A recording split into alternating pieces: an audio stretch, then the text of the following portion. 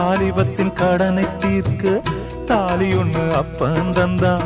தாலிபட்ட கடனை தீர்க்க தாயார் என்ன பெத்து புட்டா. நம்மை சுமக்கும் பூமியும் ஒரு கணக்கு போட்டு இருக்குது.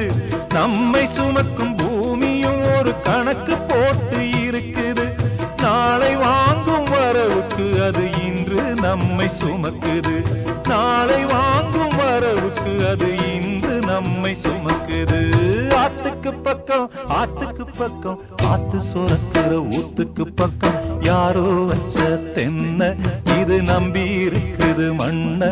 இது தானாக வளர்ந்த மரம் பாரம்மா.